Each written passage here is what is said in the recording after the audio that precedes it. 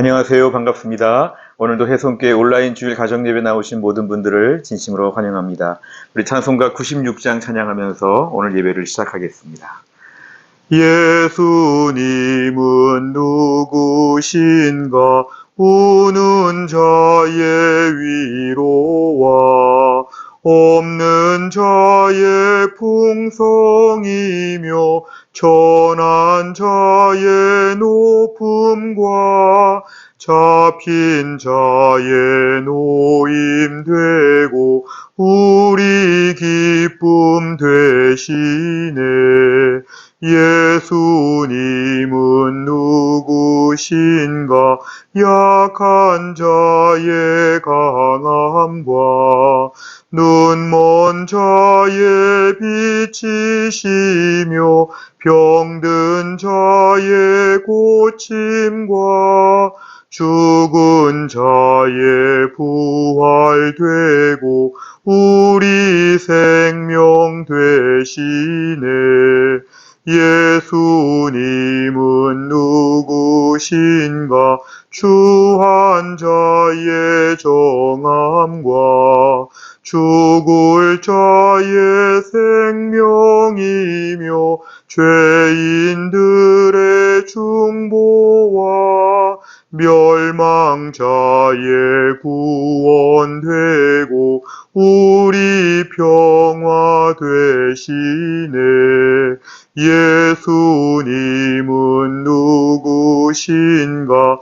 온 교회의 머리와 온 세상의 구주시며 모든 왕의 왕이요 심판하실 주님 되고 우리 영광 되시네.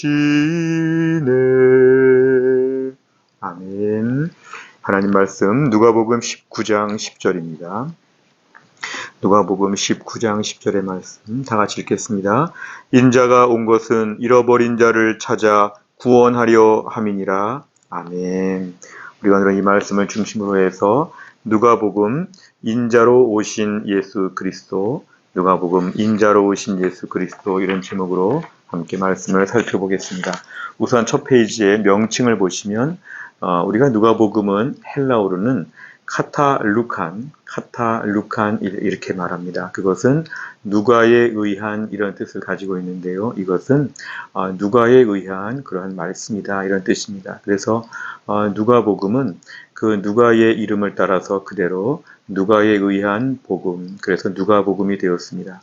영어로 볼 때는 누가의 영어 이름은 루크, L-U-K-E, 루크라고 해서 우리가 누가라고 누가복음이 되어 있습니다. 우리말로는 그대로 누가복음, 그래서 누가가 전한 복된 소식이라고 볼 수 있습니다. 이 누가는 헬라어식 이름인데요. 여기서 제일 중요한 것은 누가는 유대인이 아니라 이방인이었다는 것이 매우 큰 특징입니다. 성경을 기록한 유일한 이방인이라고 학자들은 이렇게 얘기합니다. 또한 그는 누가복음과 또 나중에 사도행전까지를 같이 이렇게 쓰면서 높은 수준의 헬라어를 그가 사용하였기 때문에 그는 상당한 교육을 받은 사람이고, 또한 골로새서 4장 14절 말씀처럼 그는 의사라고 성경은 말하고 있습니다. 그래서 누가는 이방인이고 의사이고 많은 교육을 받은 사람이라 이렇게 할 수 있고, 또 사도 바울의 동료이자 친구라고 이렇게 우리가 알 수 있습니다. 사실은 누가복음과 사도행전은 내용이 방대해서 신약 성경의 거의 4분의 1에 해당할 정도로 많은 내용을 기술하는 그러한 특징을 갖고 있습니다. 오늘 특별히 누가복음 1장에 등장하는 수신자 데오빌로라고 하는 이 사람, 특별히 기독교에 대해서 우호적인 이방인들을 대상으로 오늘 누가복음에 쓰여져 있었고, 이 누가복음을 통해 알 수 있는 것은 이방인들이나 또한 여자들이나 또한 소외된 사람들에 대한 큰 관심을 가지고 누가복음은 강조하고 있습니다. 예수님께서는 구약의 예언대로 이렇게 오셨는데 결국 모든 민족을 구원하고자 하는 어떤 보편적인 복음에 대해서 더 두드러지게 강조하고 있습니다. 두 번째를 보시면 구조는 모두 셋으로 나눠 볼 수 있습니다. 예수님의 공생애를 가운데 놓고 공생애 이전과 나중에 공생의 후반부의 십자가와 부활의 사건으로 나눌 수가 있습니다.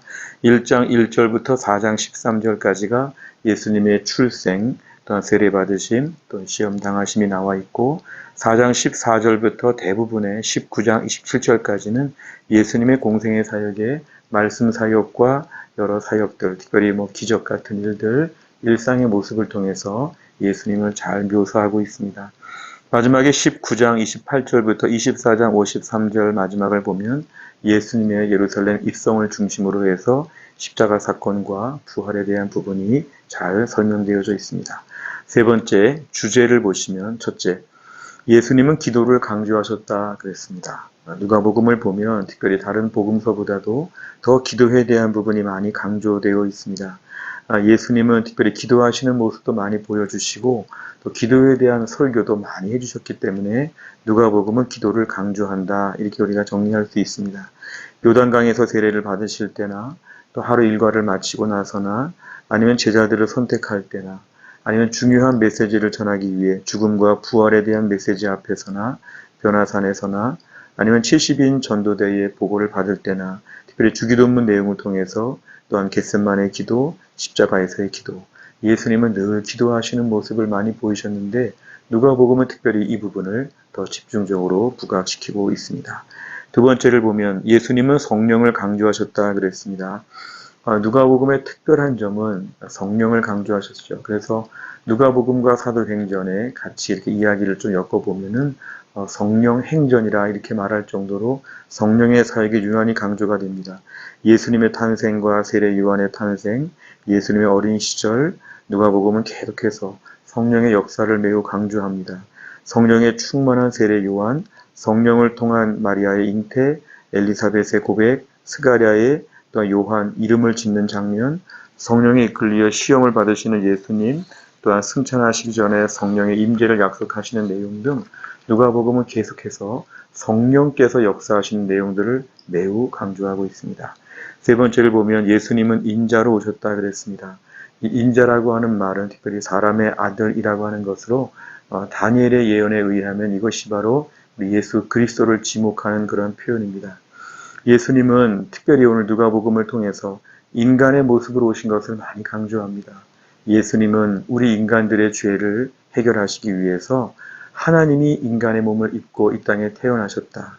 예수님 우리와 똑같은 몸으로 태어나셨다. 그래서 성령의 잉태되셔서 오늘 우리와 똑같은 몸으로 이 땅에 오신 완전하신 사람의 모습으로 오셨다는 것이 오늘 누가복음의 강조가 됩니다. 그래서 예수님 모두 인간적인 모습들이 많이 강조가 되고 있습니다. 피조물을 위해서 이 땅에 피조물을 구원하시기 위해서 예수님이 친히 사람의 몸으로 오셨다는 것, 이 복음의 핵심적인 내용들을 누가복음은 강조하고 있습니다. 네 번째 적용을 보시면 첫째, 예수님의 기도를 배워야 한다 그랬습니다. 우리가 예수님은 하나님의 아들이시고 모든 신적인 권세와 능력이 있으심에도 불구하고 예수님은 이 땅에서 끊임없이 기도하셨다는 걸 보면 오늘 우리도 지금보다 기도를 더 많이 해야 되겠습니다. 무능력하고 답답하고 어리석고 여러 가지로 많이 부족한 모습들, 사실은 우리가 오늘날 예수님의 기도를 본받아서 기도로 무장해야 된다는 것이죠. 우리가 오늘 좀 교만해서 기도를 하지 않습니다. 이 일은 쉽다고 생각해서 기도하지 않습니다. 그런데 예수님이 기도하신 걸 보면 숙연해집니다. 예수님도 기도하셨는데 우리가 어떻게 기도 안 할 수 있는가?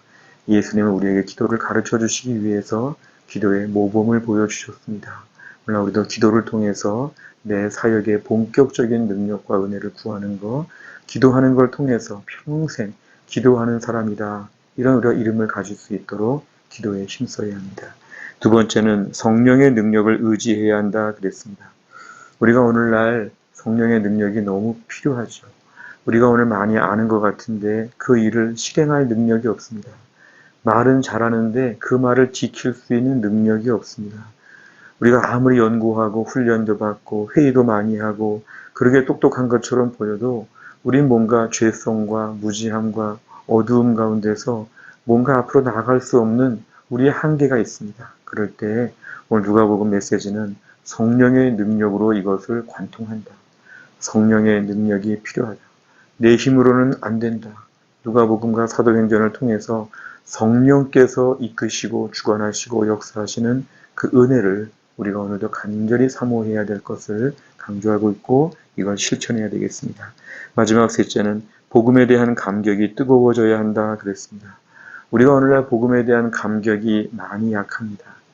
특별히 예수님께서 나와 같은 존재로 오셨다는 것, 특별히 하나님께서 인간의 몸을 입고 오셨다는 것, 우리가 조그만한 벌레 하나를 보면서도 그 벌레의 모습이 얼마나 미약해 보이고 미천하고 초라하고 연약한지, 우리가 사실 피조물로서도 다른 피조물을 보면서 그런 걸 느낄 때가 있는데, 오늘 하나님께서, 창조주 하나님께서 인간의 몸을 입고 오셨다는 그 하나님의 그 낮아지심, 그 비하, 이런 걸 볼 때 우리가 오늘 감격해야 한다는 것이죠.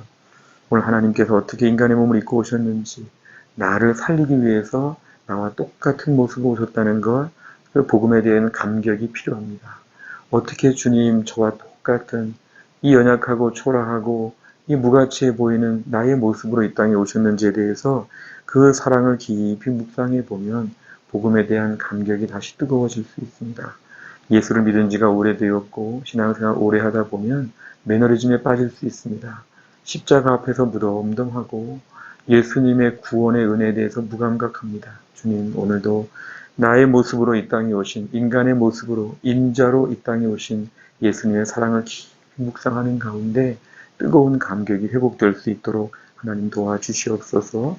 우리에게 기도 제목입니다. 기도하겠습니다. 하나님 아버지 감사합니다. 오늘도 거룩한 주일 하루 모든 예배를 마치고 저녁에 가정에서 온라인 주일 가정 예배를 드리게 하심을 감사합니다. 우리가 오늘은 복음서의 세 번째 시간으로 누가복음에 대해서 함께 보았습니다. 하나님 누가복음을 통해서 기도하시는 예수님을 많이 강조하였는데 우리는 얼마나 부족하고 연약한데 기도하지 않고 삽니다. 기도 없이 인생을 살아보려고 합니다. 주님, 우리에게 기도가 회복되게 하셔서 예수님도 많이 기도하셨는데 우리도 기도 많이 하여 능력과 은혜를 힘입게 하여 주옵소서. 성령의 능력이 얼마나 중요한지를 강조하셨는데 우리가 오늘도 성령의 능력이 없이 내심과 지혜와 결단으로 의지로 뭔가 해보려고 했던 무모하고 하나님 무책임한 삶을 용서하여 주시고 날마다 성령의 능력, 그 강하신 능력을 의지하여 하나님 날마다 영적 권세와 힘을 가지고 살아가게 하여 주옵소서. 하나님 아버지, 오늘도 복음에 대한 감격이 뜨거워져야 될 텐데 나와 똑같은 인간의 모습으로 이 땅에 오신 예수님을 깊이 묵상하게 하셔서 왜 이렇게까지 낮아지시고 비천해지셨는지, 왜 그렇게 낮은 인간의 모습으로 오셔서 우리와 똑같이 아니면 그 이상 가는 큰 고통 속에서 십자가의 죽으심을 통해 우리를 살려주셨는지 그 놀라운 구원의 은혜에 감사하며 감격할 수 있는 믿음을 우리에게 허락하여 주시옵소서. 오늘도 함께 하신 하나님께 감사드리며 예수님의 이름으로 기도하옵나이다. 아멘. 오늘 함께 하신 모든 분들 진심으로 감사합니다. 다음 한 주간 주 안에서 승리하시길 바랍니다.